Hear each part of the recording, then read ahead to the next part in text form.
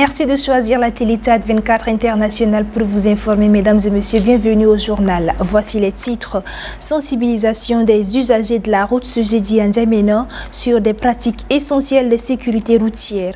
Une initiative de l'Office national de la sécurité routière entamée depuis plusieurs semaines. Au Tchad également, vous suivrez les campagnes pour les élections législatives et locales du 29 décembre qui s'accentuent à travers le pays. C'est tout pour les titres, mesdames et messieurs. Bienvenue une fois de plus au développement. L'Office national de la sécurité routière, ONASER, poursuit sa campagne de sensibilisation sur le code de la route. Ce jeudi, les usagers de la route des 8e et 10e arrondissements de la ville de N'Djamena ont été informés sur des pratiques essentielles de sécurité routière. Les précisions de Adoum Khamis Brahim.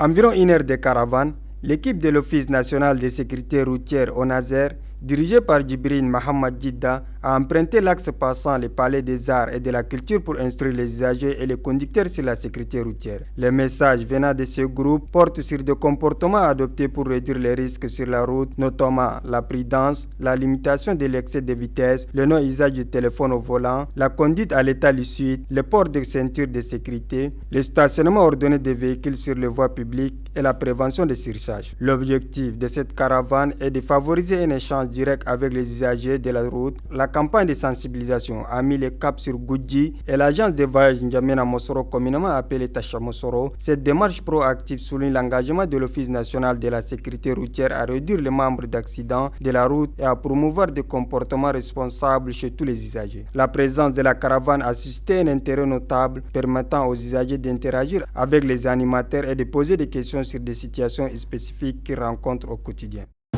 L'accident maintenant c'est beaucoup. Les messages que je vais demander, donc les parkings, les problèmes de parking, les problèmes des restaurants qui s'ouvrent maintenant, ils s'occupent toute la route. Et si le client veut s'arrêter, donc il est obligé de s'arrêter sur la route pour demander sa commande. Et il attend jusqu'à la commande la vienne d'abord, il va laisser la route. En attendant, il bloque la circulation. Ça provoque l'accident.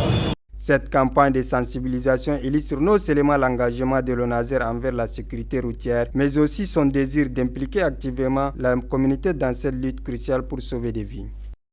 Ce mercredi, au Cameroun, les gouvernements de région se sont réunis à Yaoundé pour leur conférence semestrielle sous la présidence du ministre de l'administration territoriale. Les travaux ont porté sur les défis sécuritaires et sociaux dans un contexte de préparatifs de fête de fin d'année. La correspondance de Joël Godimana. Les 10 gouverneurs de région du Cameroun ont répondu présents à la deuxième conférence biannuelle de l'année 2024, une assise qui vise à présenter les rapports détaillés sur la situation sociopolitique, économique et sécuritaire des régions et permet ainsi une évaluation approfondie des défis et des opportunités. L'accent a été mis sur le contexte actuel, les fêtes de fin d'année. Pendant 2 jours, ceux-ci se pencheront sur des enjeux précis. Nous avons eu quelques défis. Surtout avec les séparatistes de côté de nous qui ont ces derniers temps enlevé les gens et contre rançon. Nous faisons tous nos efforts, autorités administratives comme autorités, forces de maintien de l'ordre, pour que les populations passent les fêtes de fin d'année dans la sécurité. Présidée par le ministre de l'administration territoriale, Paula Tangandi, cette conférence s'inscrit dans une démarche de renforcement de la cohésion nationale et de promotion du développement régional harmonieux. Les échanges et débats permettront de dégager des stratégies efficaces pour faire face aux défis actuels et renforcer la sécurité et la stabilité dans les régions. La question Boko Haram dans l'extrême nord, les kidnappings dans la Damawa et les Amazoniens dans le nord-ouest et le sud-ouest ont été évoqués. Dire que la région de la Damawa se porte très bien, l'état d'esprit est correct, les populations sont fidèles aux institutions de la République et elles sont confiantes au président de la République. Les gouverneurs sont ainsi appelés à miser sur la sécurité de leur région en contexte de période électorale. Un dispositif spécial de sécurité a été mis en place aussi bien dans la ville de Bamenda, ses alentours, que dans les chefs-lieux de département et toutes les circonscriptions administratives et municipales de la région, sans oublier les zones frontalières qui font également l'objet de la préoccupation de nos services de sécurité. Chose curieuse, à l'ouverture de cette conférence, le ministre choisit des images de l'un des leaders politiques de l'opposition, Maurice Kamto, qui déclarait ne pas participer aux élections présidentielles à venir. Le ministre le qualifie de coup dur pour les ambitions politiques de celui-ci. Il n'a pas laissé passer la question des églises de réveil qui s'entêtent à perturber la sécurité des populations. Les gouverneurs sortiront de cette conférence armés d'expérience pour mieux assurer la sécurité de leur population pendant et après les fêtes de fin d'année. Clôture ce mercredi de l'atelier de formation organisé par le ministère de la Santé publique en collaboration avec l'organisation non gouvernementale Oasis sur les dialogues communautaires en matière de misoprostol. Une démarche qui consiste à lutter contre les mortalités maternelles. Déborah Mboulkissam. Durant 3 jours de formation, les participants sont outillés en moyens de lutte contre la mortalité maternelle. Les organisateurs et les formés sont satisfaits de l'aboutissement sans faille de cet atelier. Madame Douksarita, coordonnatrice du projet Oasis, a exprimé sa joie et prend cause et défense des dialogues communautaires en matière de misoprostol pour la santé maternelle et la planification familiale. Votre présence ici témoigne de votre volonté de contribuer à la lutte contre la mortalité maternelle au Tchad. Un défi qui nous concerne tous. Ensemble, nous avons exploré des thématiques cruciales allant des bases du misoprostol aux techniques de communication, en passant par la gestion des rumeurs et la prise en compte des normes socio-culturelles. Cet atelier n'a pas été seulement un moment d'apprentissage, mais également une occasion de tisser des liens de partage, d'expérience et de créer un véritable réseau d'engagement autour d'une cause qui nous tient à cœur, la santé, la vie des femmes au Tchad. Pour Dr Rama Suleiman, délégué sanitaire de la ville de N'Djamena, après cette formation, ces agents de santé communautaire sont appelés à aller sur le terrain pour sensibiliser la population sur la santé maternelle. À présent, je vous exhorte à passer à l'action, utilisez vos compétences que vous avez acquises pour engager vos communautés dans un dialogue constructif autour du misoprostol. Votre rôle en tant que membre du COSAN, COGES, Club des maires et bien d'autres est essentiel. Vous êtes les ambassadeurs du changement au sein de vos communautés. À la clôture de la formation sur les dialogues communautaires en matière de misoprostol, les participants ont formulé des recommandations allant de leur dotation en matériel de travail approprié jusqu'à leur intégration réelle dans le système sanitaire. L'Union des télévisions privées tchadiennes veut promouvoir et protéger ses intérêts. Les membres ont signé mercredi un mémorandum d'entente lors d'une rencontre dans les locaux de l'Office national des médias audiovisuels. Le compte-rendu de Preska Donsou. Ce mémorandum de l'Union des télévisions privées tchadiennes met en avant les intérêts des principaux diffuseurs commerciaux présents au Tchad et ailleurs. Dans son allocution, la chargée de la communication de l'UTPT Koulamala Samrine a indiqué que les télévisions privées commerciaux sont une source majeure de divertissement et d'information pour des millions de personnes et des citoyens tchadiens en raison d'un large éventail d'offres de choix et de variété des informations aux téléspectateurs. Elle estime crucial ce mémorandum pour protéger et promouvoir leurs intérêts. L'Union des télévisions privées tchadiennes, UTPT, représente les intérêts des principaux diffuseurs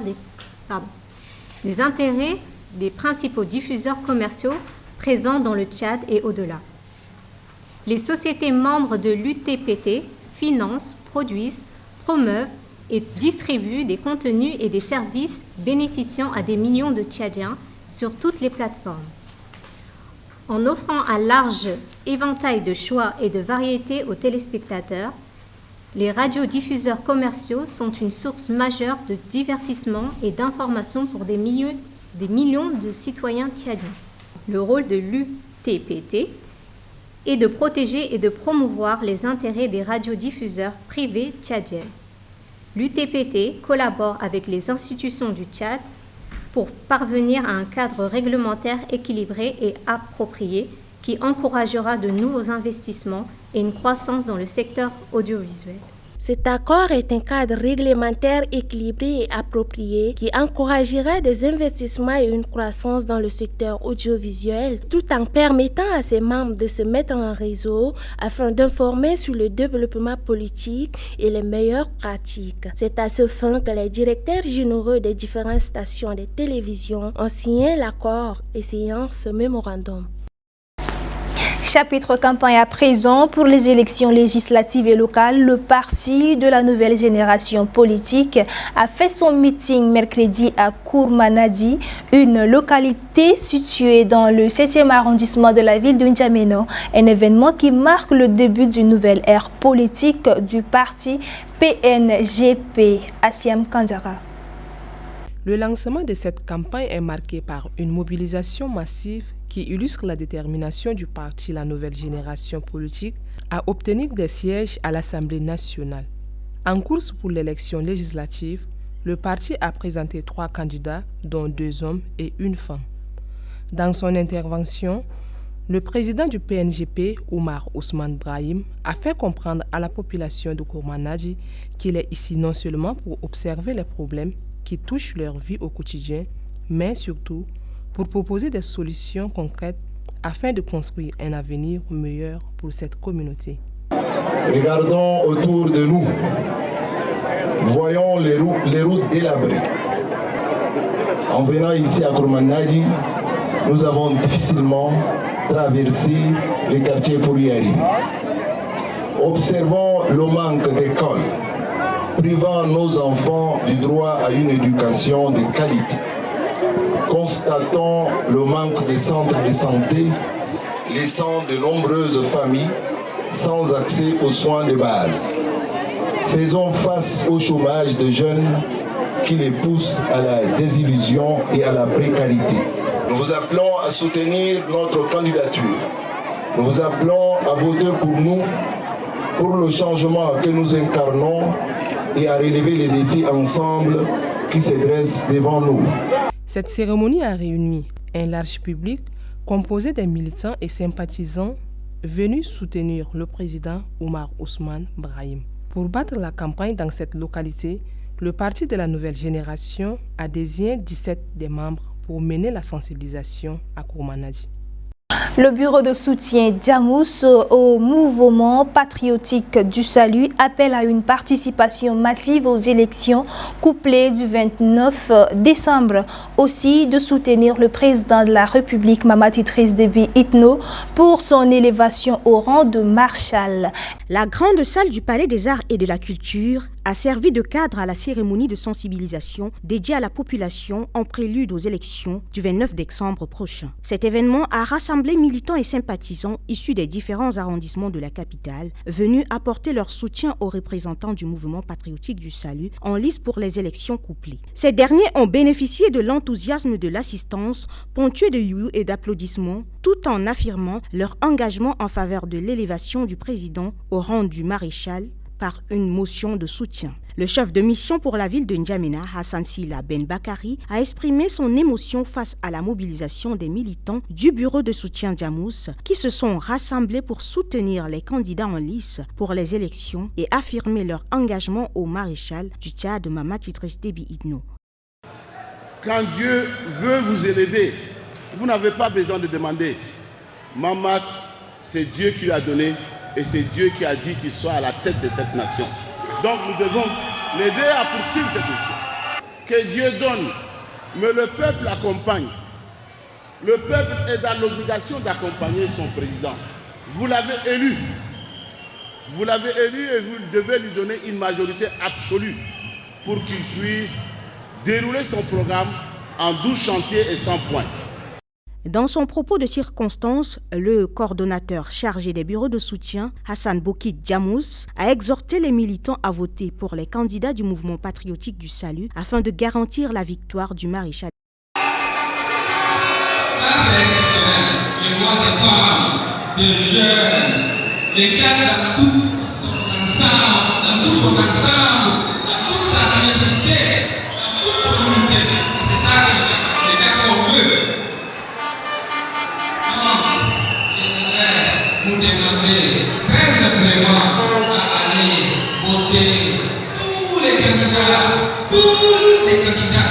du mouvement patriotique du salut aux différentes élections locales et communales. Je vous demande très simplement de le faire pour aller arracher cette victoire, pour donner une majorité confortable, une majorité aisée, une majorité élégante au maréchal Djicha Mohamed.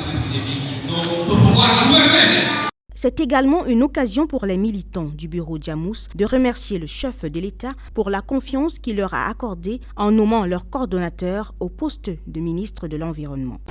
Direction Mayo-Kébi Est, le mouvement patriotique du salut a tenu un meeting mercredi 18 décembre 2024 à la place de la nation de Bongor. Le point avec Gapili Blaise et Abakar Dimeno, correspondants sur place. La place de la nation de Bongor est prise d'assaut à partir de 14 h par les militantes, militants et sympathisants du parti MPS pour le meeting. Les bureaux de soutien sont de tous bords avec les placards et drapeaux. Sur les tableaux géants, le portrait des différents candidats aux élections. L'on note l'arrivée de l'élite de la localité, Gibolo Fanga Mathieu, par une forte mobilisation du bureau de soutien La Convergence Victorieuse. La chef de mission, Ramatou Mamat Outouan, le coordinateur national des campagnes électorales du MPS, Paimi Kalzebe-Debe, et l'ambassadeur Alamay Alina, au rythme du Gourna de Fianga, sont accueillis pour l'événement. La chef de mission, Ramatou Mamat Outouan, dit confirmer la victoire du MPS aux élections du 29 décembre 2024. Le coordinateur national des campagnes électorales du mouvement patriotique du salut MPS, Paimi Kalzebe-Debe, a articulé son message politique sur les qualités que montrent les militants du MPS dans la province du Mayo-Kébi Est. Nous voici, chez nous à Bongor, deux militants du MPS, fils du terroir, aux passions du mouvement, pour porter le message de la coordination nationale de campagne et celui du président d'honneur du MPS. Main dans la main, symbole de l'unité, de la nécessaire unité et de la cohésion qui doit être désormais la ligne directrice pour le grand Mayo-Kébi Tandilé. Ensemble, nous formons une puissance politique, une force économique et démographique. Les élections provinciales, départementales et communales feront le tournant d'une nouvelle ère dans la démocratie tchadienne. L'ambassadeur Alamay Alina a porté à cet effet le message du président d'honneur du MPS, le maréchal Mamad Idriss Déby Itno. Je vous invite à répondre massivement à cet appel. Engagez-vous pleinement dans ces élections et apportez votre voix aux candidats du MPS, des hommes et des femmes compétents, dévoués et prêts à travailler pour répondre à vos attentes et à celles du pays. Vous les voyez vous-même. Le meeting du mouvement patriotique du salut MPS à travers le message de la chef de mission Ramatou Mamat Outouan, du coordinateur national des campagnes du MPS, Paime Kalzebe-Debe, et de l'ambassadeur Alamay Alina a pour les uns renforcé la sensibilisation enclenchée depuis le 7 décembre 2024. Parlons de la rencontre de la candidate aux législatives dans le département de la Tandilé-Est, Diamra Beltoingar, avec les chefs traditionnels et coutumiers. Une campagne de proximité. Dominique Lidéo.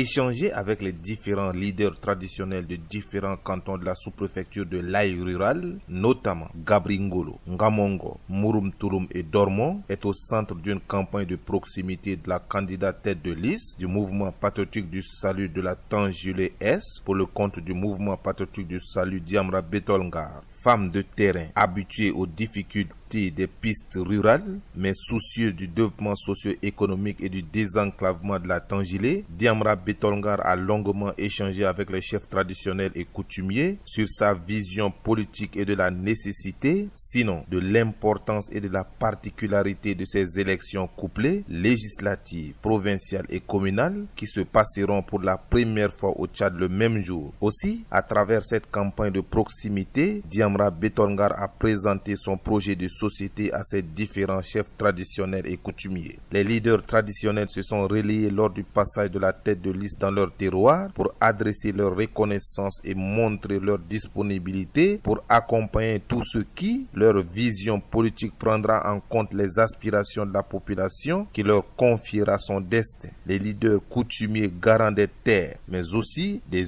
us et coutumes pour leur part, recevant cette dame au grand cœur, apprécient à sa juste valeur son arrivée sur leur terre et témoignent que c'est une première qu'une personnalité politique pense à eux pour échanger des sujets politiques du pays.